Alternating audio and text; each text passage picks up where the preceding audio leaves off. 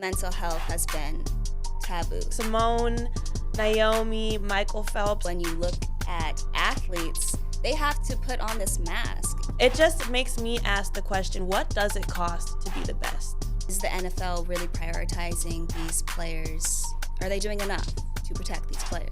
I can just see a lot of pissed off fans already. Even at the college level, it's becoming all about that money-in. Sports are a microcosm. Right.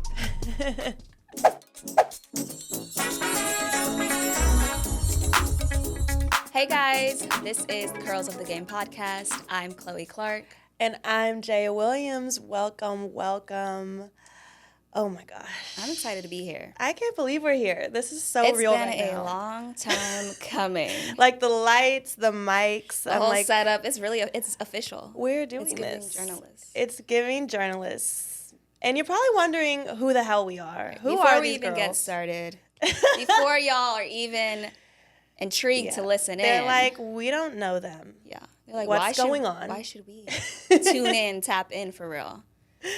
So my name is Jaya Williams. Like we said, I'm a journalist at the University of Miami. I specialize in sports, work as a sideline reporter, and have been hosting interviews doing post-game for the past few years.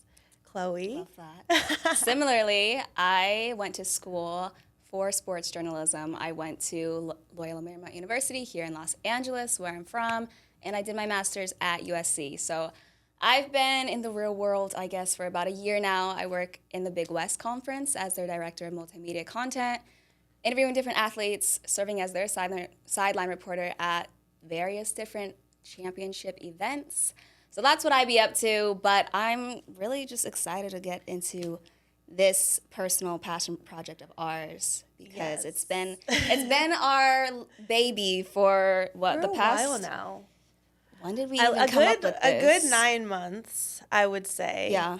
It's so crazy how it all came together because we were on opposite sides of the country, literally never met, but we're both in the same broadcast journalism program, right. And kind of we're just Insta mutuals for years. Because I remember I had seen your profile somewhere. You know how the algorithm works. So I seen her profile pop up, and I was like, wait. She's into sports journalism too, a fellow brown girl. So I'm like, I need to tap in with sis because I was like, wait, you're telling me there's another Asian girl that does sports reporting? Right. Where I never see us. Another Blasian? Exactly, that's the thing. So I was like, no, I got to hit that follow button, and I don't even think did we ever No, it was more so just talked. the hard eyes, yes, queen, underneath each other's Instagram pictures. It's just I support another fellow. Right, that's what it was. It was all love from across the NABJ. country because you were in Miami or you're still in Miami, and then I was out here in LA. Yeah. So I was just showing love.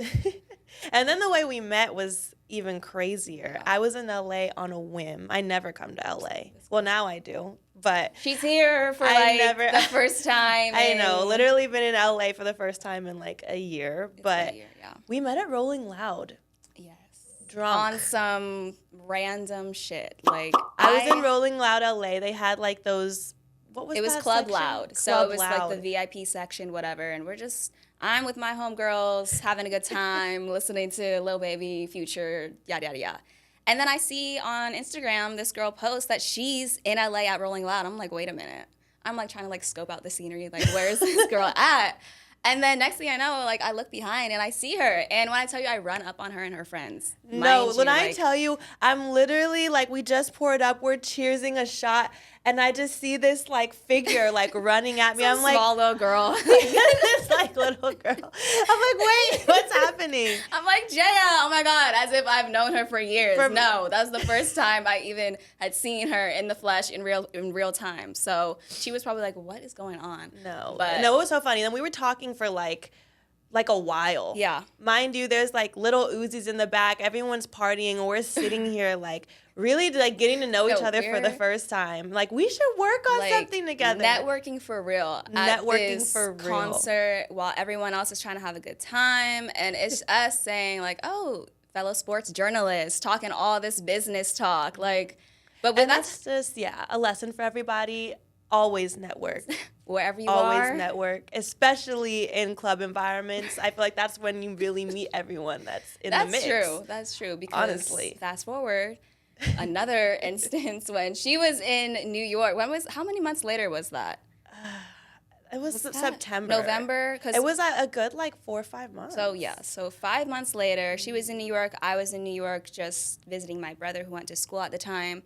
And again, I seen that she posted she was out there, and I was like, wait a minute, we have to link up. Mm-hmm. So I was modeling. I was doing New York Fashion Week for like the past 4 days. I had like 2 more days in town, and I was like, let's get together. Mind you, I think that's just our thing. Like, we will really sit in the club and have full-on business That's what meetings. I'm saying. Like, it's a common reoccurrence because we went really to Tao. We went to Tao nightclub in New York, and the first thing we did, we sat down in the section, and we're like, okay, how are we going to create some content? How are we going to collaborate together? We're brainstorming. We're brainstorming. Mind you, like, bottles, the sparklers are going off. We're not even looking. We're not even recording. We're literally focused. Out. I'm focused on you, and you're focused on me. And that's when I knew we had something. Because if you can't have a business meeting in the club, then where can you go? Be for real. It's business at all times. So that's when I knew for real, because we had the same vision, and in that environment, if we can really hone down, I knew that the sky is the limit, as they say. And then when it came to Curls of the Game and formulating the name, formulating our identity and what it was about, I think that's what was a long time coming for us. It's been quite the road, because we, of course, had a vision of what we want it to be and what we hope it to be, but it's never a linear path. The pressure that we felt to create something and put something out that is important to us. Obviously, both of us have these intense backgrounds. We're passionate about sports, passionate about storytelling, and I see that in both of us. But I think trying to translate that and wanting everything to be perfect, we just put so much pressure on ourselves that for months we were sitting down and working on that identity, working on trying to make everything perfect. Yes. And that was the thing. One thing about us, we are perfectionists. So that has been one of our biggest setbacks. And I feel, as you mentioned, it was a whole identity crisis just a few weeks ago when we were trying to figure out what direction we were truly going for. Yes. So a lot of it, though, was just being okay with going through those mistakes, those roadblocks, and embracing it, because that's what's going to make this podcast what it is about. It's 100% a part of the journey. And in that way, I feel like me and an Olympian are one and the same. Okay, not really. Not really. That's a reach. She's reaching. I'm like, where did that come from? Okay, but hear me out. The humanity in that has been revealing itself even at the highest level in sports. Some of the most talented athletes of all time, Olympic level athletes that seem to have it all on paper, have openly come out about their struggles, the pressure they feel, their journey with mental health. I mean, Michael Phelps was one of the most decorated Olympic athletes, and he's been so vocal about his battles with depression, suicidal thoughts. He even said that he had no self-love at the highest points in his career. Which is crazy to think, because I feel like for a lot of these athletes that reach that status, they have all the money, the fame, and accolades, but they're not happy within. We don't necessarily see the trials and tribulations that, as we're talking about now, that we are going through. It's not revealed to the public. They don't show them as humans. That journey. And they don't even look at themselves that way. Michael Phelps literally said, I looked at myself as an athlete and not a human being. I think that's so powerful, because I know he's not alone in that. I think a lot of athletes, especially at the highest level, just treat themselves like a machine. And even though he's really open and honest about it now, for years, he was quiet. He didn't start talking about his mental health journey until 2015, because he saw it as a weakness. He saw it as something that could take him down as an opponent. Well, there is that stigma. Already within society in general, mental health has been taboo, so to speak. And so when you look at athletes, they're even held to a higher standard. So what are they to be coming out saying, oh, I have depression, oh, I feel anxiety before meets, before games, before matches? No, they have to put on this mask and stand 10 toes down and being the man, or being this queen in her sport, because Naomi Osaka is another athlete who is one of the greats in her field, and she also similarly came out saying that she had depression, anxiety, and so She withdrew from the 2021 French Open. Yes. And her mission has now kind of become to expose those pressures, to expose the scrutiny that some of our top athletes face. Mm-hmm. And I think it is also about balance as well, because I know Naomi, I'm not too sure if she also took time off to have her child, but I know that she did. She did become pregnant. And so when you're looking at athletes, female athletes in particular, they have to juggle so much on top of being a top performer. They have personal lives. They have to raise families. And that's already added pressure. Like raising a child and still having to compete at the highest level at the U.S. Open is an insane amount of pressure that they have to live up to. Exactly. So I think it is all about being okay, letting these athletes reveal all sides of themselves. I think a lot of it is internal. Really? Honestly, like Simone Biles was also really transparent about Tokyo 2020. Mm-hmm. She had the twisties. That's kind of like an internal condition. Mm-hmm. It's like a mentality where you just lose spatial awareness in the air. And she struggled. She struggled to compete. And when she talked to the media about the immense pressure and mental health struggles that she faced, she felt like everyone had her eyes on her, yes. But she also personally wanted to be the best of the best. You know what I'm saying? She said she felt like if she failed, America would hate her. Mm-hmm. And I feel like that was really powerful, because I can't imagine feeling like the entire country would hate you for failing at something. Mm-hmm. And wanting to continue to win, sometimes it makes you not realize exactly how much you already have accomplished, because we're always looking at what's next. Yes. I think as much as it is the expectations they place on themselves, it is also the weight of that validation, as you're saying, chasing certain things and how that may make one feel. Yes, they want to be the best at their sport, and so they have to chase after certain accolades and measures of success and what that is, which can be different for a lot of people. But if you look at even society, how do we measure our success? A lot of the times if you look at social media, like the likes and retweets, and how that can be damaging to the average person's mental health. And so I think, though, when an athlete's purpose lies solely in their athletic capabilities and their skill set and wanting to become a better athlete, that can be damaging to their self-worth. Because who are you behind just this athlete? Who are you beyond the gymnast, beyond the Olympic swimmer?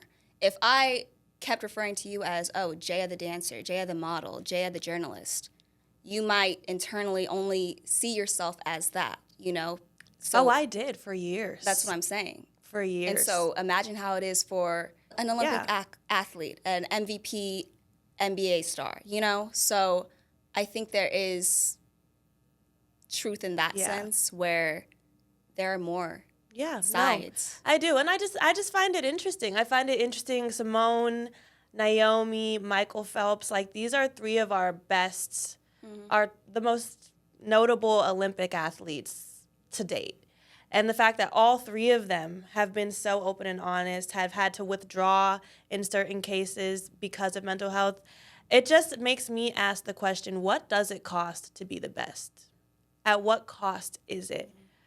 Do our accomplishments measure happiness? Because even with all of these medals and accolades and praise when they are doing well, they were at some of the lowest points mentally in their life. So maybe in our society, the idea of never being satisfied and always being hungry for more, and just the amount that we're so hard on ourselves, it's over glorified, even if you aren't an Olympian. I think that's something in life that all of us struggle with and face. Yes. That's natural for any human being to want the next thing and to have these expectations on ourselves. But I think it'll make it more real for everyone when we see and talk more openly about mental health within these athletes and the struggles that they go through, because it's so common, as we're talking about now, even within daily lives. So just making it more, as we talked about before, just more humane and adding that factor into this instead of... And props to them for coming out and really admitting what they were going through and kind of breaking that barrier. It's not easy. I mean, even for me to sit here and admit that we were struggling for months trying to perfect this because was a lot to admit. It does kind of seem like a weakness at points, but it's really just internal pressure. It all boils down to pressure. Pressure is the word. Speaking of pressure, I know NFL players across the country have intense competition. They're going through trades. They're going through different negotiations within their contracts. So that in itself is a lot of expectations, pressure, and... This happens every preseason. Time and time again. But it is a crucial time of year for football. It's ramping back up soon enough. And there's been changes. There's been some shifts going on in the landscape of the NFL. So we've had a mixed bag of reviews for NFL kickoff. The NFL has recently changed the rules. And it is more so in an effort to prevent injuries. Previously, the kickoff team was allowed to start running as soon as the ball is kicked. And starting now, they can only start running down the field after the ball is either caught by a returner or it hits the ground. And essentially, this gives the return team more time to react and organize their returning formations. So these changes were obviously made in hopes of limiting high-speed collisions that make kickoffs kind of dangerous. And also it incentivizes more returns, but I think it will take a lot for fans to get used to that change. My takeaway from it, I always wondered, why make the change to the game if for all these years, you know how the old saying goes, if it's not broke, don't fix it. Does it make that much of a difference for them to make this change in the entire game when all these previous years, for decades and decades, it's been run a certain way? Is the NFL really prioritizing these players' protection? Are they doing enough to protect these players? Absolutely. And I mean, they have changed the rules over the decades for sure. But is there always more we can do to improve and move forward? I don't think it hurts to just add more precautions, but I think everyone has kind of accepted that football is kind of a barbaric sport. Very much. It's very gruesome, and they know what they're signing up for, but does that make it okay? I don't know. I feel I've always kind of had a moral there is angel devil with that. I think all sports fans kind of feel that. But I mean, this implementation? It might do a little something. Yeah. We'll have to see how substantial it really is. Yeah, we definitely will. And I think it will just, like with any change, it takes a lot of time to adjust. And changes within sports are honestly occurring across all levels. We're seeing the changes more now with the NCAA. College football is changing more than... We're seeing those college realignments and the conferences with the SEC, the ACC, the Big Ten. I definitely think this 2024 college football season is going to be unlike anything we've ever seen before. Things have shaken up, for sure. With the conference changes and these super conferences. Yeah. That has to be the biggest and most notable difference. There's been huge expansions. Obviously now Texas and Oklahoma are now part of the SEC. So I anticipate that schedule to just be gruesome. It'll be fascinating to see how that conference turns out, honestly. And then the Big Ten now has Washington, USC, UCLA, and Oregon. So between this and the SEC... And also the Pac-12 is, not even a thing anymore. Which was crazy. That was... It's definitely going to be, a super tough conference. And the ACC is now significantly smaller. So, I don't know.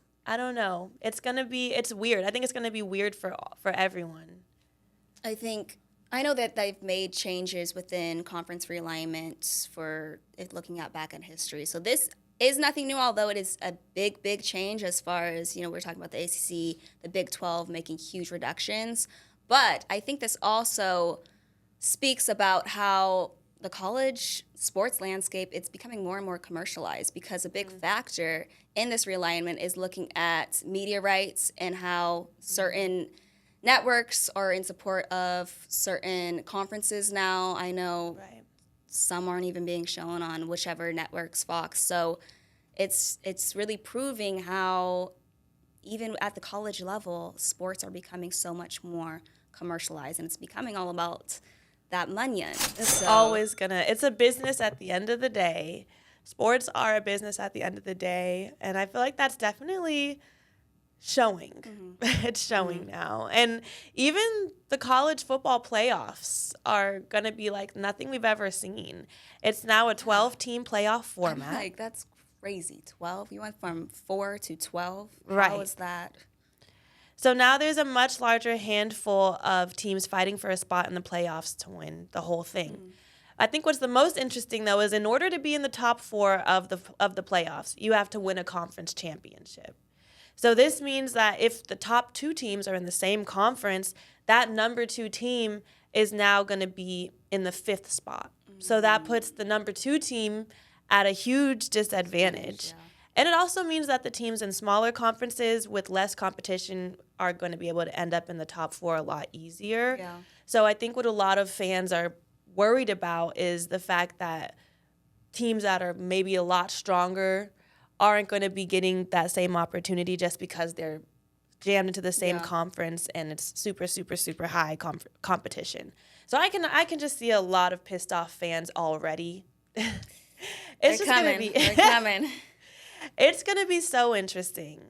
And also, everything is changing. I'm like, this landscape has been, even from NIL, 3-4 years ago, it's been just a whole still new, adjusting people to how described it as the wild, wild west. So that's really what it's, because even think about 2 years from now, a year from now, how things are going to change even more. So yeah. it's... Yeah. I mean, it's affected recruiting. It affects everything. Every time you add money and things like that into it.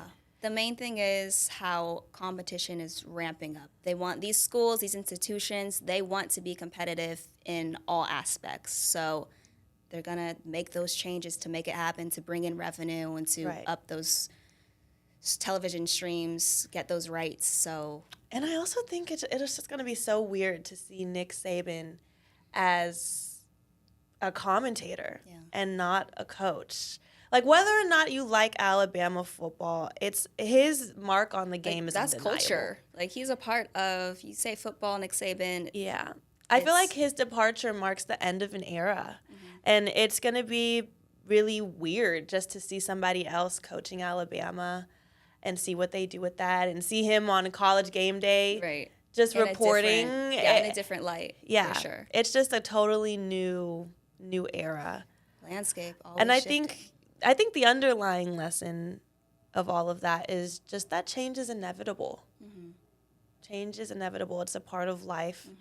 And it's just something that we all have to deal with. At all levels. At all levels. Sports. Honestly, yeah.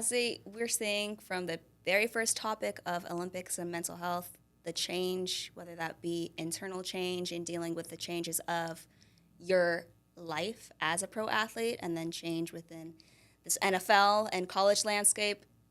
The theme of today is clearly change within pro athletes and dealing with that and the ways that we can combat it.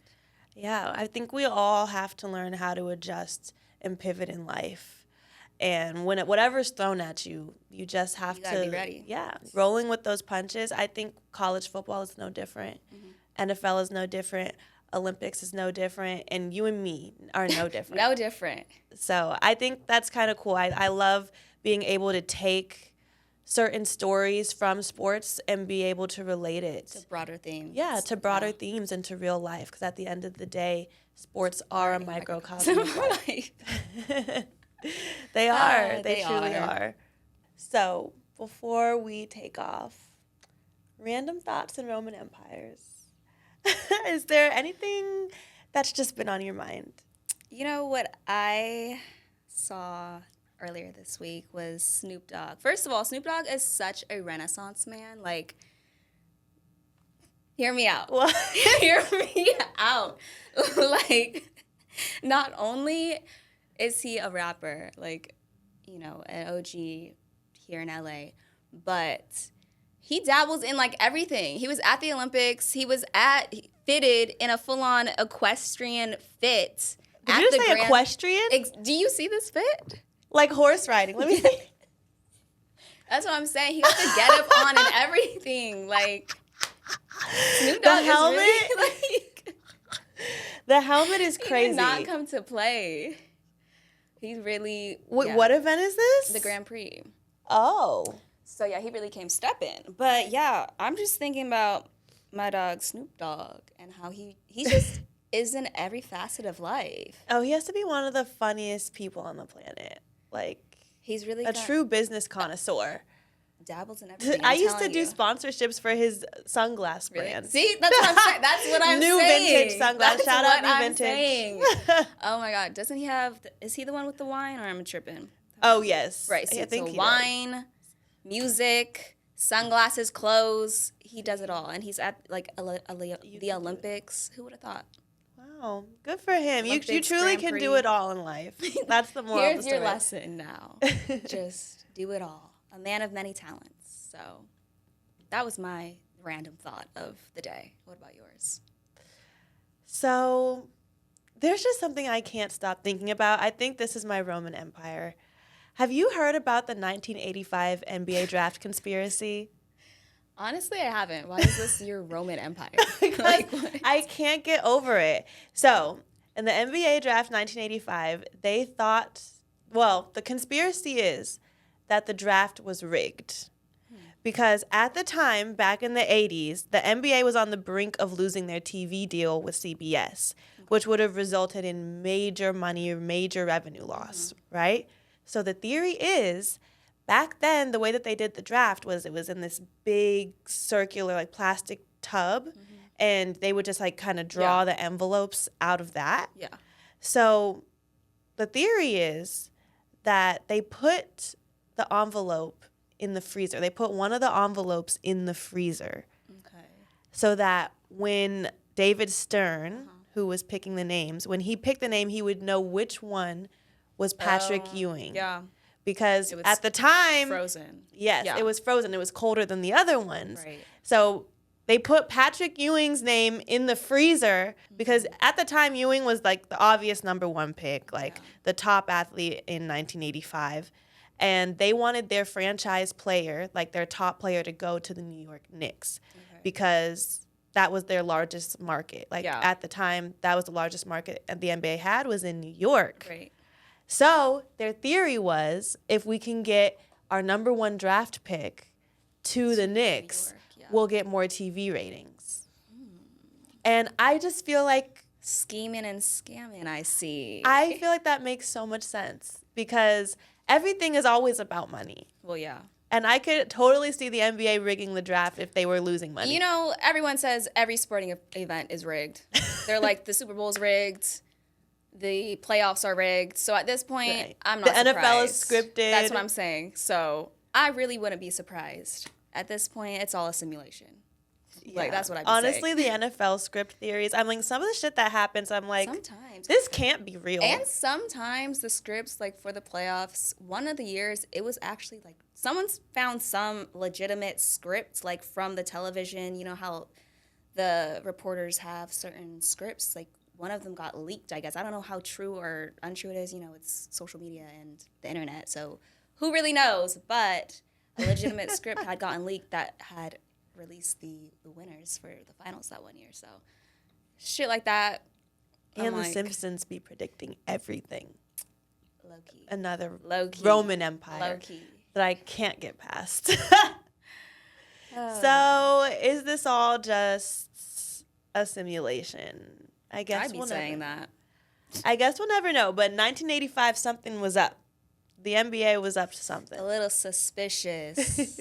Side eye. Bombastic side eye. That was our random thought and Roman Empire, I guess. This is the things that Jaya be thinking about, I guess. Because sometimes I think about so many random things. I just have to know if I'm alone or if you guys also feel this way too. But so let us know in the comments if you are like Jaya and be thinking about the 19, what is it? 85 draft, NBA Rigged. draft. Rigged. It's But no. 2024, and this girl is thinking about stuff that happened In 19. decades ago.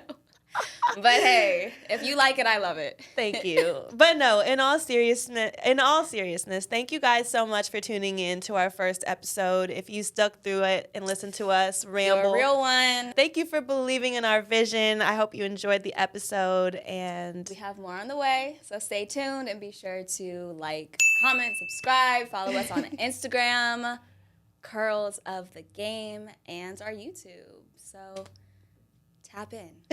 Thank you guys. We appreciate it. Bye, guys.